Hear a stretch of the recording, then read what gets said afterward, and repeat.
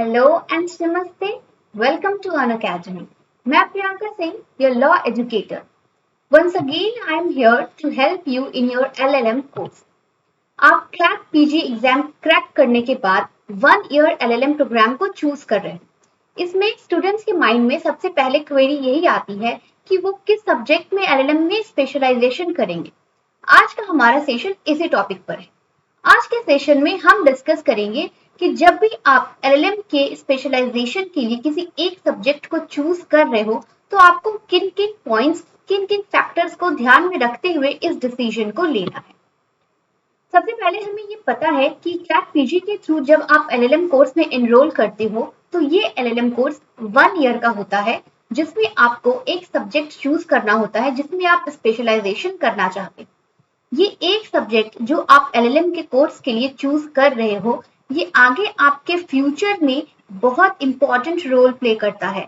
इसलिए you should choose this subject very wisely.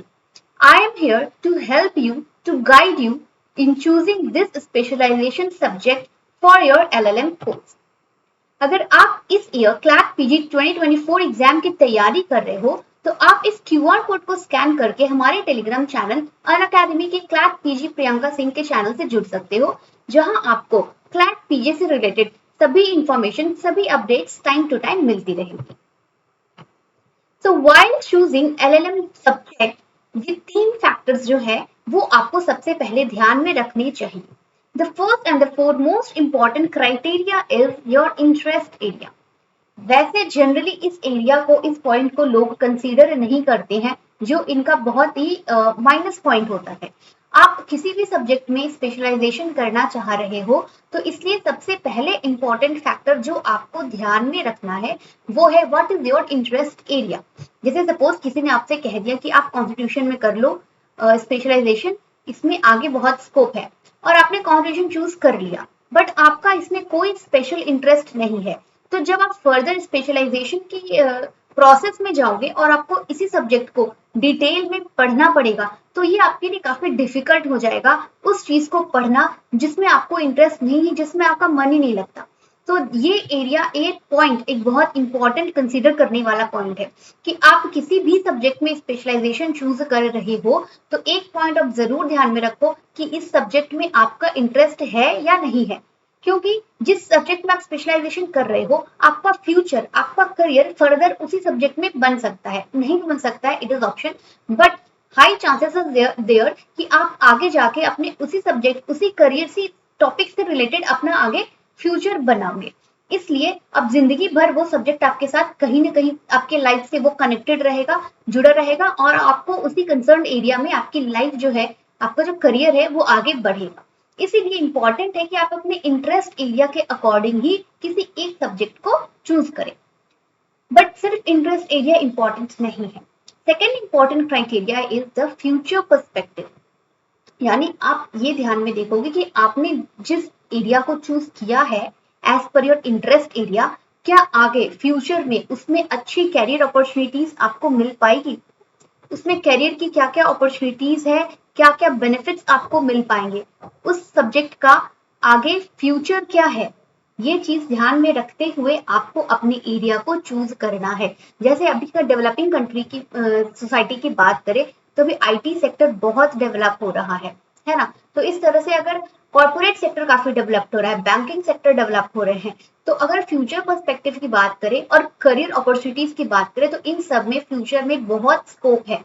तो आप अगर अपना इंटरेस्ट एरिया चूज कर रहे हो तो उसमें आप इन पॉइंट्स को जरूर ध्यान में रखना कि what is its future perspective.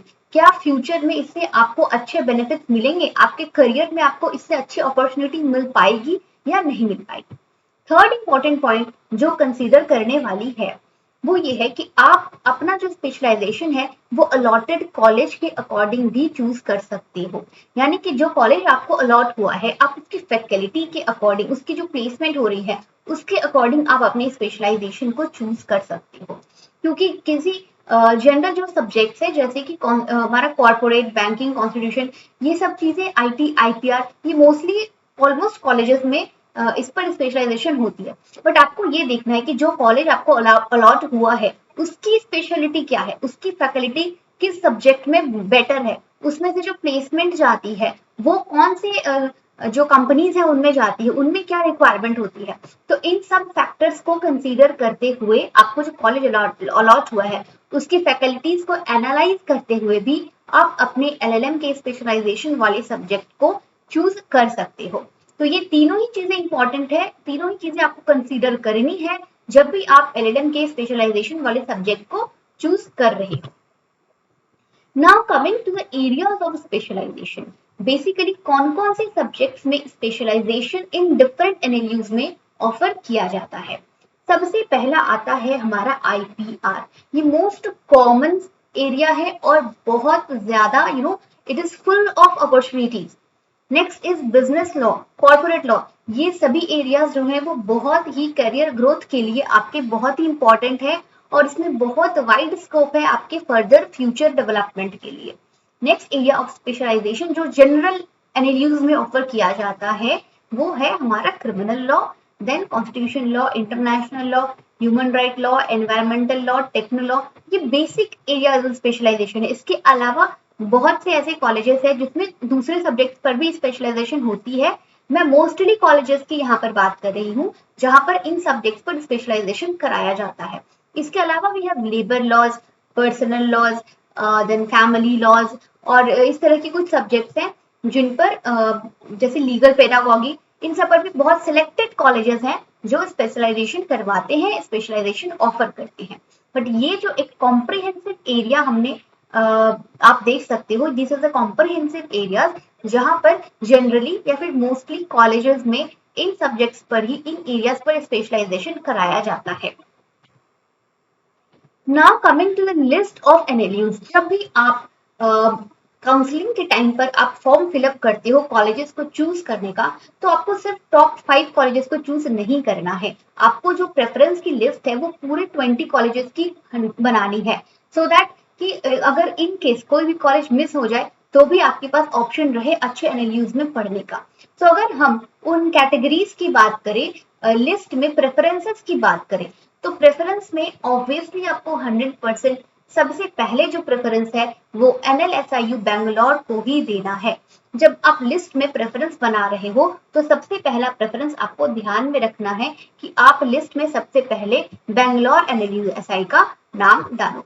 Next as per the faculty, अगर नेक्स्ट फेमस या फिर रेप्यूटेड कॉलेज की बात करें तो वो आता है NALSAR Hyderabad. Third position is of our NLU of Kolkata, NLU then NLU Jodhpur, उसके बाद NLU भोपाल, गुजरात, देन लखनऊ। तो ये होंगे हमारा टॉप के NLUs जिसको आप अपनी प्रेफरेंस लिस्ट में रखोगे। नेक्स्ट इसके अलावा we have next in the category Raipur, NLU Cuttack Orissa, उसके बाद आता है Maharashtra NLU, then Rajiv Gandhi national university of law Patiala, then National University of Advanced Legal Studies of Kochi, and then Vishakhapatnam NLUs, Chanakya National Law University Patna, National Law University of Advanced Legal Studies Kochi, Ranchi, Assam, Nagpur and Silvassa. Himachal Pradesh National Law University, Dharmashastra National Law University Jabalpur and Dr. B.R. Ambedkar National Law University Rai Sonipat. तो this is the list of the NLUs। आप इस preference के according ही अपने जो exam में है आप try कर सकते हो इस प्रेफरेंस को इसी अकॉर्डिंग कॉलेजेस के को चूज करने का। नेक्स्ट हम बात करें अगर एरिया ऑफ सब्जेक्ट जो है हमारा उसके अकॉर्डिंग आप अगर आपने माइंड में सेट कर रखा है कि आपको किस सब्जेक्ट में स्पेशलाइजेशन करना है तो आप उसके अकॉर्डिंग अपने कॉलेजेस की लिस्ट जो है सेपरेट लिस्ट आप बना सकते हो, अपने प्रेफरेंस को इस तरह से आप डिवाइड कर सकते हो। तो मैं एक जस्ट एक एज पर द जैसी इसकी जो उसके ट्रेंड रहा है, इसकी प्लेसमेंट जिस अकॉर्डिंग रही है उनकी बेसिस पर एरिया कॉलेजेस को इन प्रेफरेंस वाइज जो है हम डिवाइड कर सकते हैं कि अगर आपको IPR में that is intellectual property right के एरिया में 1 ईयर का स्पेशलाइजेशन करना है तो विच कॉलेज इज बेस्ट। वैसे तो देखा जाए तो सभी NLUs जो है वो अपने आप में बेस्ट है, but there are some colleges जिसमें कुछ फैकल्टीज जो है वो बहुत अच्छी है, जिन पर उस एरिया पे ज्यादा अच्छा काम होता है। उसमें जो कॉलेजेस जो जॉब के लिए जो कंपनीज आती है उन पे प्लेसमेंट जो है वो अच्छी मिलती है और उन एरिया से रिलेटेड मिलती है। तो उसी बेसिस पर हम इस लिस्ट को देख सकते हैं और आप इस लिस्ट के अकॉर्डिंग आप अपने कॉलेज को NLUs को चूज कर सकते हो। सो IPR जैसे कि हमने पहले भी बताया, ये एक बहुत ही इमर्जिंग ट्रेंड वाला सब्जेक्ट है। ये अभी के टाइम पर एक डेवलपिंग एरिया है। This is a developing area in our country. So इसमें आपका फ्यूचर स्कोप, फ्यूचर जो आपका करियर है, फ्यूचर अपॉर्चुनिटीज है, वो आपको बहुत ज्यादा और बहुत अच्छी मिल सकती है। सो IPR के लिए जो बेस्ट कॉलेज है जो आप चूज कर सकते हो, उसमें सबसे पहला आता है हमारा NALSA Bangalore. Next, you can choose NLU Jodhpur, third NLIU Bhopal, fourth HNLU Raipur, fifth Lucknow, sixth Gandhinagar, seventh NLU Ranchi, eighth NLU JA, that is Kolkata, 9 MNLU Raipur, and 10 Shimla. So this is the preference list of colleges that you can choose if you want to pursue your 1-year LLM in specialization in IPR, that is intellectual property right. अगर आप IPR के through अपने specialisation करते हो तो you can become a patent officer. आप अपने law practice में भी कंटिन्यू कर सकते हो, लॉ फर्म को ज्वाइन कर सकते हो। अकेडमिक्स में अगर आप जाना चाहते हो तो कुछ नहीं, जस्ट आफ्टर कंप्लीटिंग LLM आप UGC नेट का एग्जाम क्लियर करके आप फर्दर एकेडमिक्स के लाइन में अपना जो करियर है, फ्यूचर है, वो बना सकते हो। नेक्स्ट IPR में आप रजिस्ट्रेशन ऑफिसर भी बन सकते हो। तो इस तरह के काफी आपके पास वाइड एरिया ऑफ इंटरेस्ट हो जाएगा, अपॉर्चुनिटीज आपके पास काफी अच्छी मिल जाएगी अगर आप IPR के थ्रू जो है अपने LLM के कोर्स को फ्यूचर में आगे कंटिन्यू करते हो। नेक्स्ट इंपॉर्टेंट एरिया की अगर हम बात करें तो this is our criminal law. Criminal law में अगर आप स्पेशलाइजेशन करना चाहते हो तो these are the best NLUs that you can choose for doing LLM in criminal law. तो सबसे पहले आता है हमारा NALSAR Hyderabad. Next we have NLU Kolkata, जो Kolkata. Third we have Jodhpur. Fourth, you can choose Bhopal, then Gujarat, and sixth, you can choose Lucknow for the criminal law. Criminal law भी एक बहुत इंपॉर्टेंट सब्जेक्ट है और ये भी, इसमें भी अगर आप फ्यूचर बनाना चाहते हो तो you can be an public prosecutor आप बन सकते हो। इसके बाद अगर आप LLM में स्पेशलाइजेशन कर लेते हो क्रिमिनल लॉ में तो further you can join any law firm. कुछ ऐसे लॉ फर्म्स होते हैं जो सिर्फ क्रिमिनल अटॉर्नीज को अपॉइंट करते हैं। तो अगर आपने LLM किया हुआ है क्रिमिनल लॉ में, इट मीन्स आपके पास क्रिमिनल लॉ का स्पेशल नॉलेज है compare to the other students, general students. तो ऐसे में क्रिमिनल लॉ में अगर आपने स्पेशलाइजेशन किया है तो ऐसे स्टूडेंट्स को प्रेफरेंस दी जाती है। फर्दर आप अपना इंडिपेंडेंट अगर आप प्रैक्टिस करना चाहते हो तो दैट ऑप्शन तो आपको हमेशा हर एरिया में अवेलेबल हो सकता है। तो क्रिमिनल लॉ अगर आप करोगे तो उसमें भी आपको wide areas of career opportunities जो है वो मिल जाएंगी। थर्ड हम बात करते हैं एनवायरमेंट लॉ की। अभी के टाइम पे एनवायरमेंट लॉ का जो एरिया है वो भी काफी डेवलप हो रहा है। तो एनवायरमेंट लॉ एक ऐसा एरिया है जिसमें बहुत सभी कॉलेजेस में, सभी NLUs में इस पे स्पेशलाइजेशन अभी नहीं कराया जाता है। There are very selective colleges जहां पर एनवायरमेंट लॉ का जो स्पेशलाइजेशन है वो कराया जाता है। This is only NALSAR, Tamil Nadu and Assam. So if you want to pursue your specialization in environment law, then you can choose any of these colleges. Next we have constitution law. अगर आप constitution law से LLM करना चाहते हो तो you can choose the number 1 पे इसमें आता है Bhopal. Next we have NLU Gandhinagar, then third we have NLU Lucknow, then fourth Patiala, fifth Kochi, sixth Odisha and seventh Ranchi. So आप अगर कॉन्स्टिट्यूशन में LLM करना चाहते हो तो आप इन प्रेफरेंस के अकॉर्डिंग अपने जो फॉर्म है उसको फिलअप कर सकते हो, इस प्रेफरेंस को चूज कर सकते हो और आप इनमें से किसी भी कॉलेज में, किसी भी NLU से कॉन्स्टिट्यूशन लॉ की स्पेशलाइजेशन का जो कोर्स है वो आगे कंटिन्यू कर सकते हो।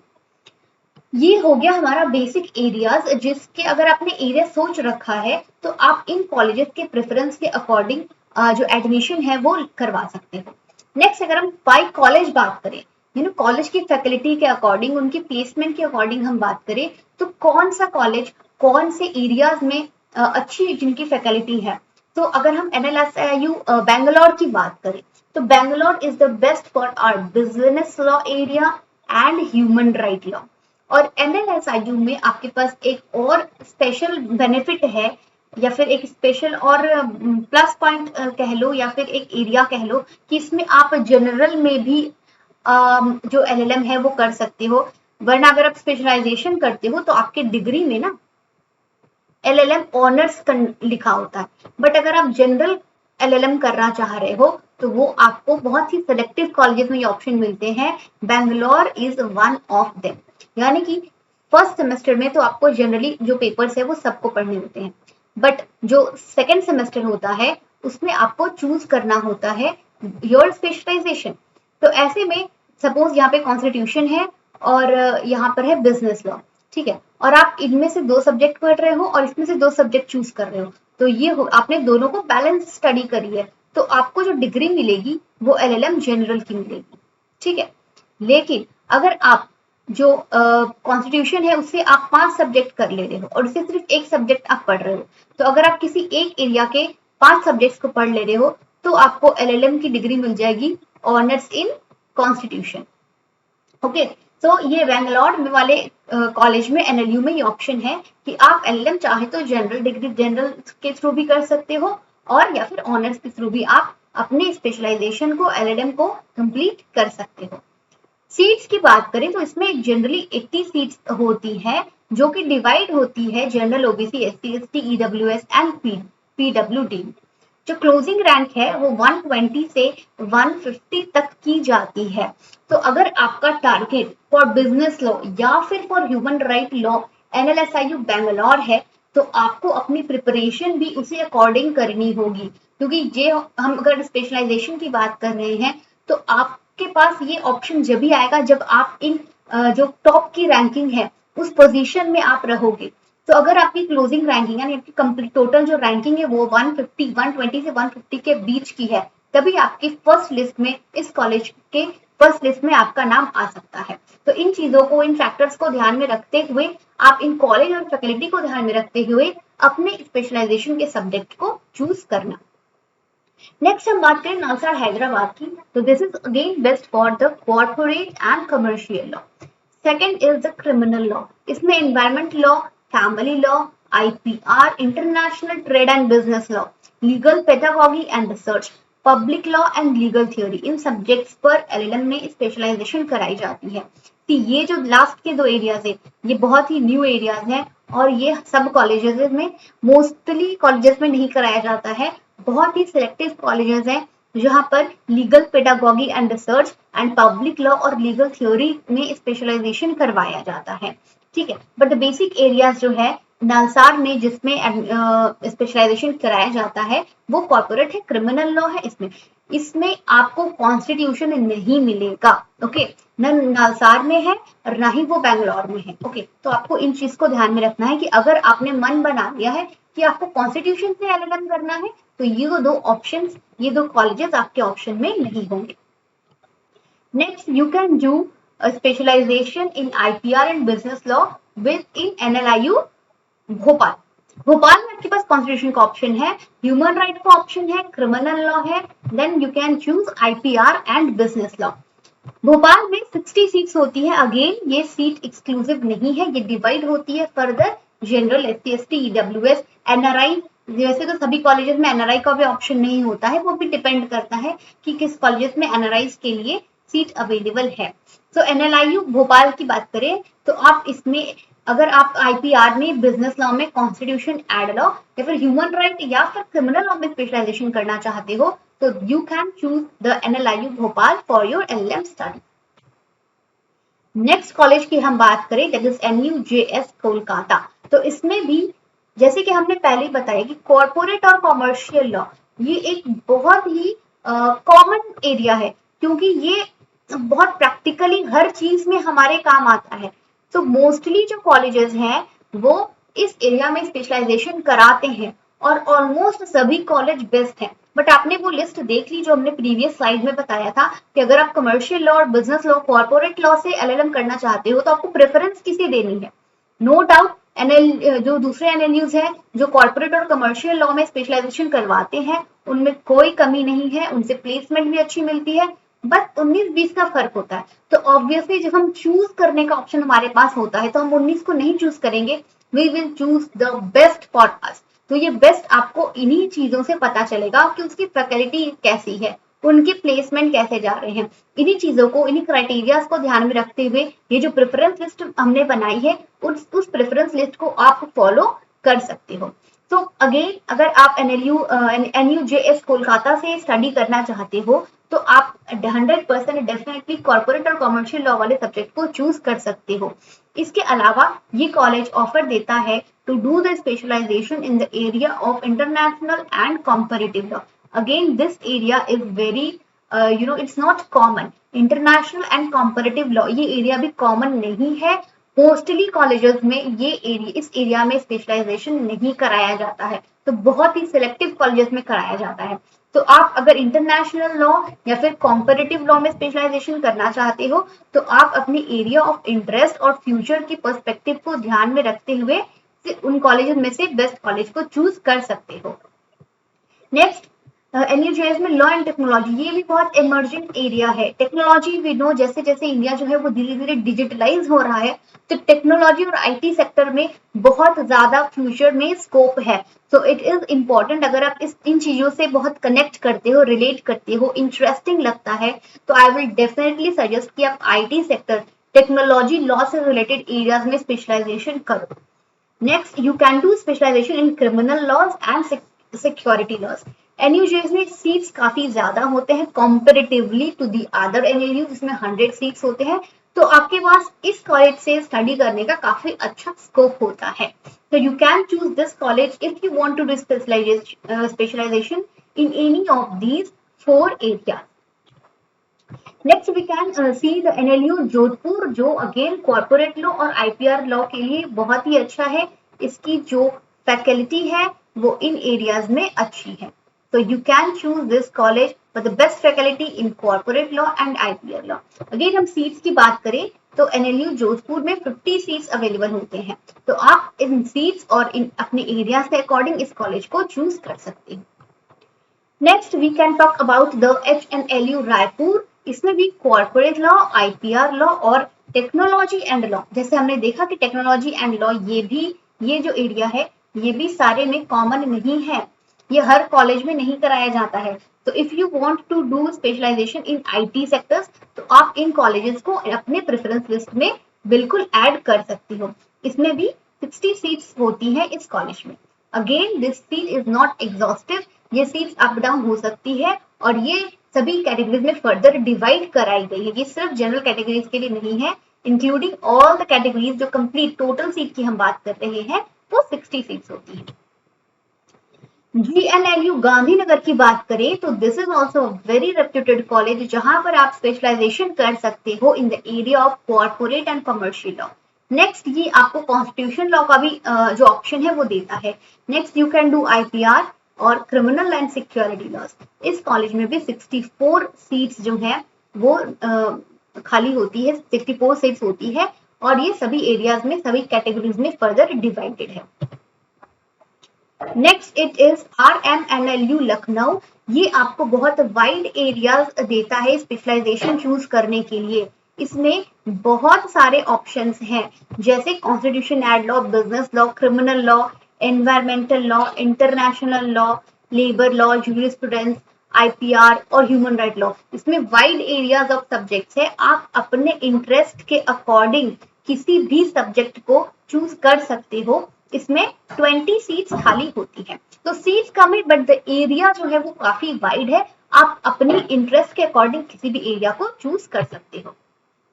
अगर हम RGNUL पटियाला की बात करें तो इसमें आपको स्पेशलाइजेशन मिलता है in business law, constitution law, criminal law and international law. इसमें 38 सीट्स जो है वो अवेलेबल होती हैं। नेक्स्ट कोची, इसमें 21 सीट्स अवेलेबल होती है। ये आपको स्पेशलाइजेशन देता है इन इंटरनेशनल ट्रेड लॉ। जैसे हमने कहा इंटरनेशनल लॉ भी सभी NLUs में नहीं होता है, तो बहुत सिलेक्टिव कॉलेजेस में होता है। तो आप अब इस एरिया को अगर चूज करना चाहते हो और इसमें स्पेशलाइजेशन करना चाहते हो तो Kochi is the good option. Next इसमें कॉन्स्टिट्यूशन और एड लॉ का भी ऑप्शन आपको मिलता है। एनएलयू उड़ीसा की बात करें तो इसमें 15 सीट्स अवेलेबल होती है जो कॉर्पोरेट लॉ, कमर्शियल लॉ में स्पेशलाइजेशन करवाती है और कॉन्स्टिट्यूशन एंड लॉ में आप इसमें स्पेशलाइजेशन कर सकते हैं।